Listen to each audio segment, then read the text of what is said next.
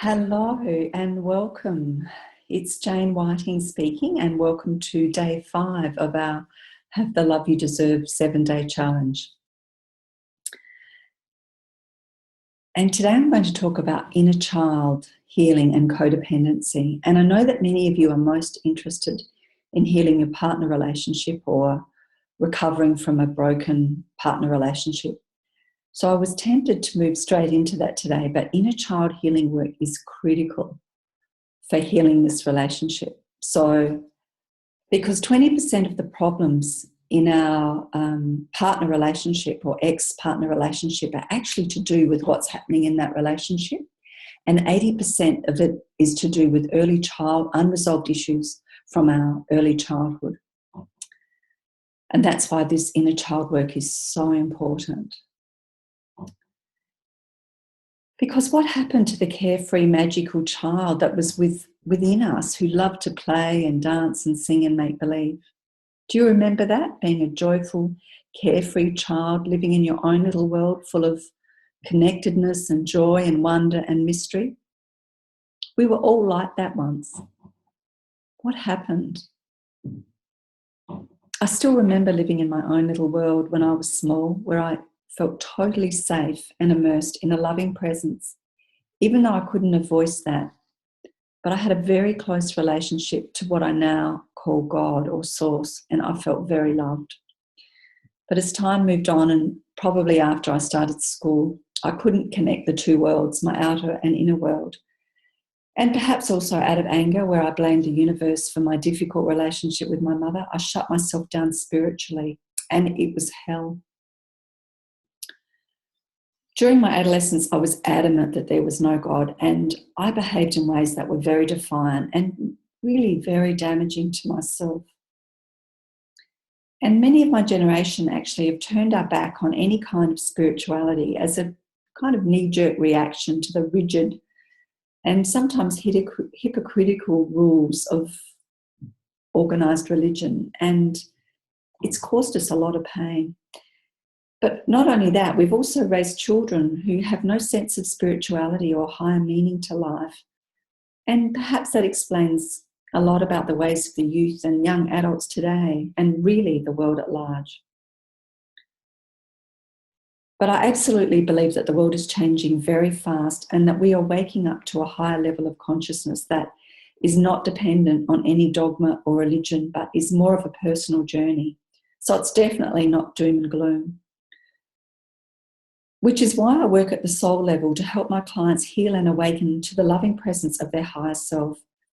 Because I truly believe that this is what we are all ultimately looking for, that all seeking in our relationships and all blame and disappointment actually is really a symptom of our longing to know and experience our true selves more fully. And our relationships are the means to taking us there, because they serve as our teacher to help us heal and grow. And it often amazes me when I see my clients at the soul level and I witness energetically how beautiful they are. If only they could see that. I tell them that. We're so much more than we think we are. But let's talk about the wounded child. And what do I mean by that? Well, firstly, the wounded child is that small child within all of us who's holding on to old beliefs and programs, self-doubts, low self-worth, self-loathing, guilt and shame based on our early childhood experiences, especially up until 6 years of age. But it starts in utero, where that small child picks up messages regarding how wanted they are, what sex their parents are hoping for, and what's going on in the lives of their parents at that time. It's a very impacting time. And as small children, we continue picking up messages and feedback from the environment and from the people around us.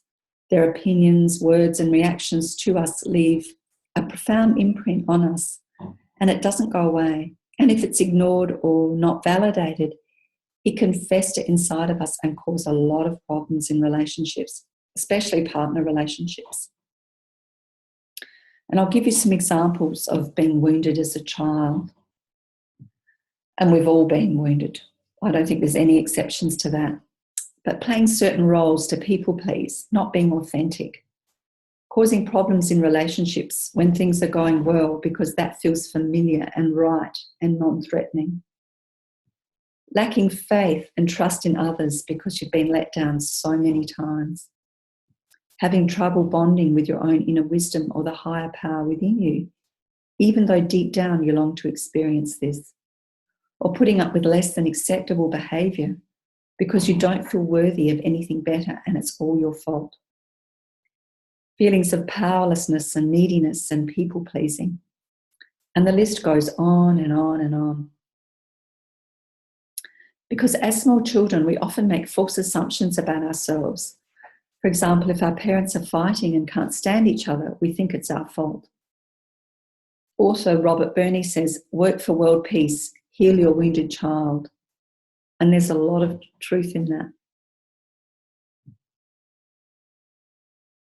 Have you ever surprised yourself with a big emotional outburst, perhaps towards something that when you thought about it was an overreaction, yet at the time you couldn't stop yourself?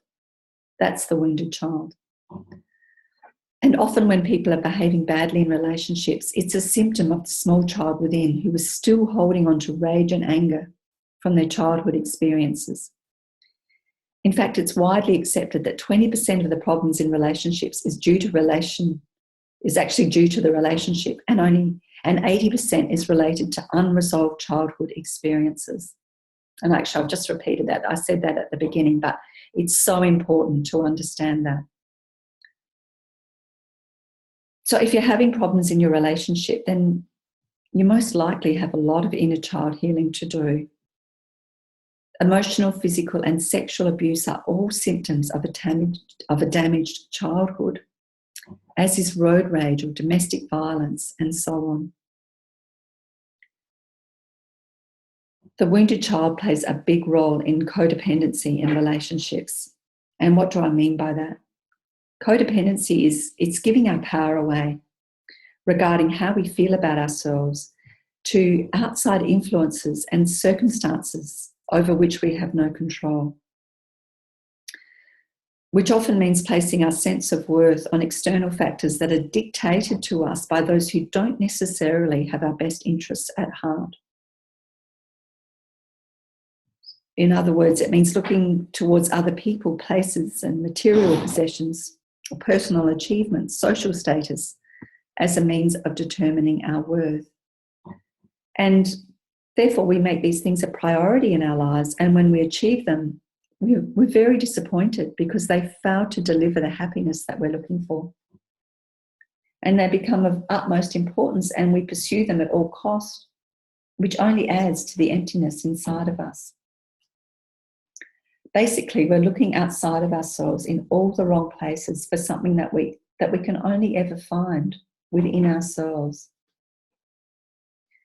So codependency, basically, it starts as a dysfunctional relationship with yourself, and it leads to codependent relationships where we aren't free to be ourselves, but place our happiness dependent on the relationship and the other person, even if we have to lie and play small or put up with less than acceptable behaviours, such as emotional abuse.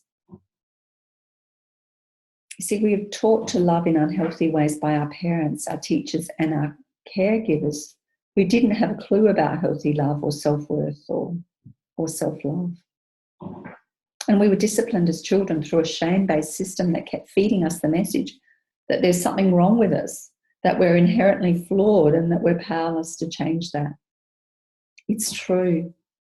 We were programmed to evaluate ourselves based on comparisons with others, and we carry a lot of shame regarding our sexuality. We're taught to be emotionally dishonest and have unrealistic expectation of ourselves and others based on perfection rather than being real.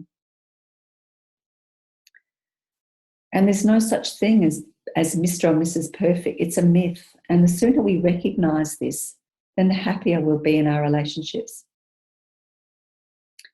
Conforming to society's rigid expectations where we were told to sit down, shut up and do as we were told. It's shut us down in every way to the fullness of who we are. So valuing and loving that small child within is really crucial for happy, healthy, peaceful, loving relationships. It's vital for our sense of wholeness, creativity and well-being. We all long for loving relationships. Yet many of us have this unconscious fantasy that if we can find someone to love us just the way we want, then the pain that we felt as a child when we didn't get our needs met will go away and that will be healed. But the problem being that we find a partner to help us complete the unfinished business of our childhood, and struggles in our adult relationships feel familiar because they remind us of our primary caretakers and our early childhood years. So can you see why it's so important to heal the wounded child, to make peace with the wounds of the past? Otherwise, even if you move on to a new relationship, the problems keep repeating themselves until you learn the lessons. Okay, so how do you do that? Well, all the qualities that we are looking for in others, especially our closest relationships, we need to cultivate them within ourselves, towards ourselves. If you want others to treat you with respect, then you need to have a high standard of self-respect and treat yourself accordingly. How about writing a love letter to yourself? I bet many of you are squirming at that, and I would have once upon a time too. But seriously, this is a work in progress, but it's so important. How can you truly give love, acceptance, kindness, friendship, and all those qualities that you long for to others if you don't have it within you towards you? If the cup is empty, there's nothing to give. It's like applying your oxygen mask on the plane first before you attend to your children. So the action steps for today are, I'm asking you to think of ways to nurture, love, and validate that inner child within, embracing it like you would a mother embracing a baby. And make it your goal to nurture yourself with tenderness and gentleness, acceptance and love. And have fun with it. The inner child loves to play. Buy a colouring in book or invest in art classes or go dancing or dance around the house and sing really loudly. And give yourself a big hug. I can't emphasise how important this work is. It's not only a gift to yourself, but it's a gift to your children and all the people in your life. And don't forget to let me know your experiences or feedback in the Facebook group. I'd love to hear how you're going. And we'll meet again in tomorrow's video. Bye for now.